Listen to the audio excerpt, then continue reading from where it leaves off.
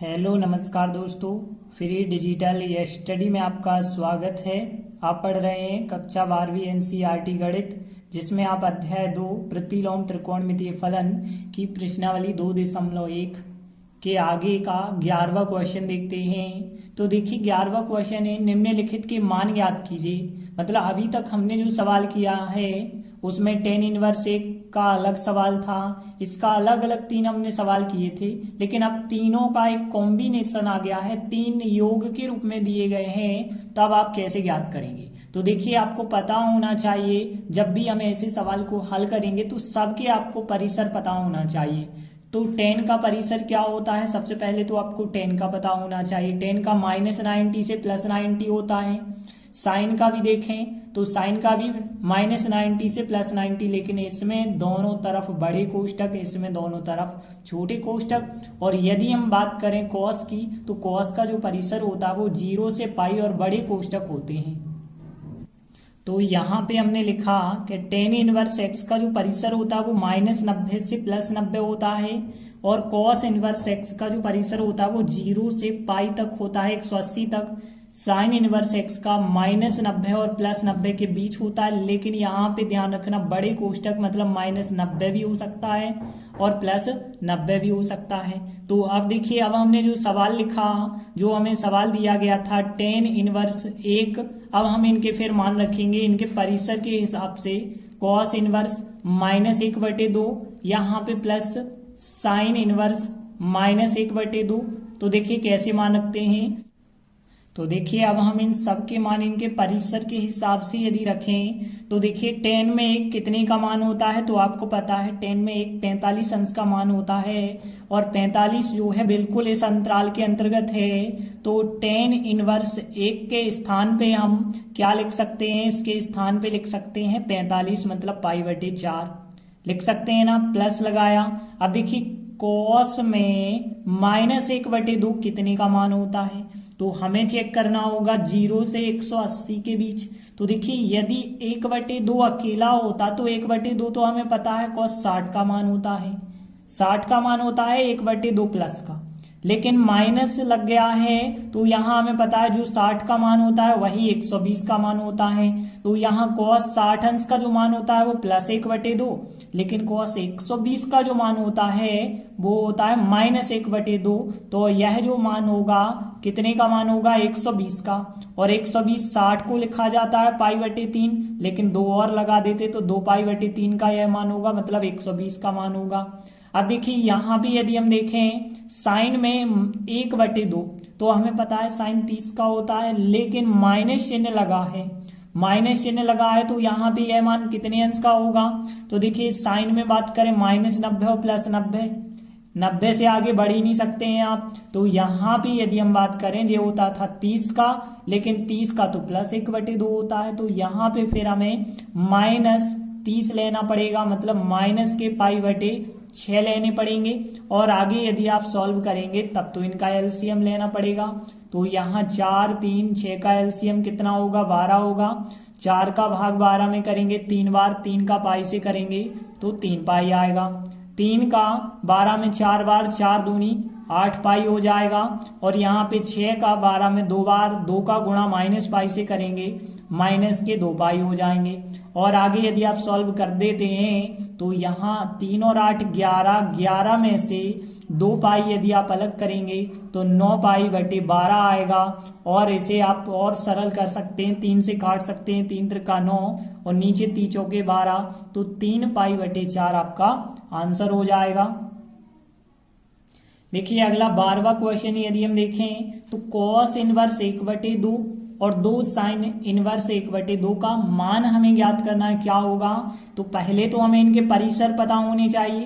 तो cos का हमने अभी परिसर बताया कि 0 से 180 तक होता है, साइन का -90 से +90 तक होता है।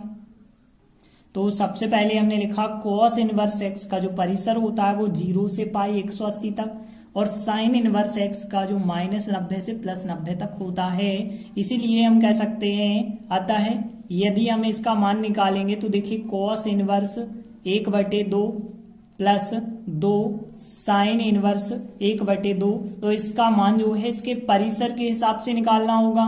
देखिए कॉस में 1/2 आपको पता है 60 अंश का मान होता है, और 60 अंश जो है इस अंतराल के अंतर्गत है, तो बिल्कुल आप इसकी जगह 60 लिख सकते हैं। 60 का मतलब है π/3 प्लस 2 तो लिखना ही पड़ेगा। और साइन में यदि 1/2 देखें तो साइन में 1/2 होता है 30 अंश का मान। तो यहां 30 अंश के लिए आप क्या लिखेंगे, कोई चिन्ह नहीं है, गुणा लगाया। 30 अंश के लिए हम क्या लिखते हैं, π/6। अब देखिए और आगे सॉल्व करेंगे तो π/3 यहाँ 2 से आप काट सकते हैं, तो 2 एकम 2, 2 3 6, π/3 यहाँ भी आ जाएगा। देखिए 3 इनका एलसीएम हो गया है, 3 से 3 कट जाएगा पाई, प्लस यहाँ 3 से 3 कट जाएगा पाई आएगा, और 1 पाई और 1 पाई 2 π/3 आपका फिर आंसर हो जाएगा। देखिए अगला 13वां क्वेश्चन है, यदि साइन इनवर्स x का मान y हो तो आपको बताना है कि यहाँ y का मान क्या होगा। y का मान मतलब परिसर बताना होगा कि यहाँ साइन इनवर्स का परिसर क्या होता है। इन 4 विकल्पों में से सही विकल्प आपको बताना है। तो देखिए हमें पता है चूंकि साइन इनवर्स x के मुख्य मान का जो परिसर होता है वो -90 से +90 तक होता है, और दोनों तरफ बड़े कोष्टक होते हैं। बड़े कोष्टक का मतलब यह संख्या भी शामिल होगी और यह संख्या भी शामिल होगी। तो हम फिर कह सकते हैं कि अतः जो साइन इनवर्स x बराबर y है, तो जो y का मान होगा, तो इसलिए हम कहेंगे कि जो y का मान होगा वो कहां से कहां तक होगा, -90 से लगा के +90 तक होगा। तो हमने लिखा -90 से लगा के का मतलब है बराबर का चिन्ह भी आपको लेना पड़ेगा, और +90 तक होगा तो यहाँ +90 भी शामिल हो सकता है, तो बराबर का चिन्ह -90 भी शामिल हो सकता है, इसलिए बराबर का चिन्ह मतलब इसका बी नंबर का आंसर करेक्ट आंसर होगा। देखिए अगला सवाल है, tan इनवर्स करनी 3 माइनस sec इनवर्स -2 का मान बताना है, इनमें से क्या होगा। तो देखिए जरूरी है इसका परिसर पता होना और इसका परिसर पता होना।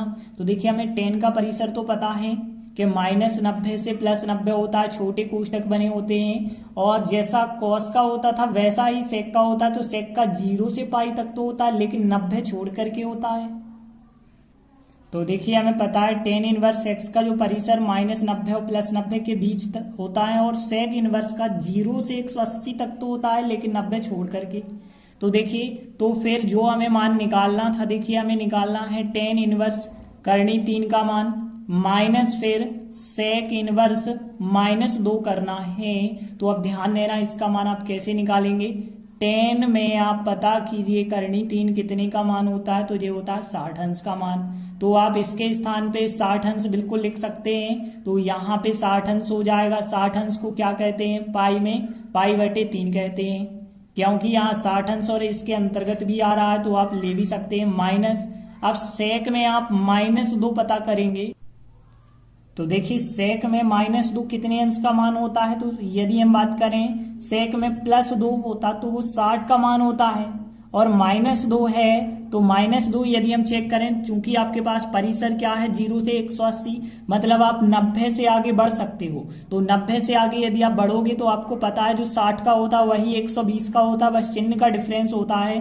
तो यहाँ पे जी यदि हम बात करें sec में -2 जो होता है वो 120 का मान होगा, तो इसके स्थान पे हम 120 लिख सकते हैं। 120 का मतलब है 2π/3 लिख सकते हैं। अब देखिए आगे सॉल्व करेंगे, 3 एलसीएम होगा, और यदि आप 3 का भाग 3 में करेंगे, एक बार जाएगा, 1 का पाई से करेंगे तो पाई, -3 से 3 फिर एक बार जाएगा, 1 का 2 पाई से करेंगे तो 2 पाई आएगा।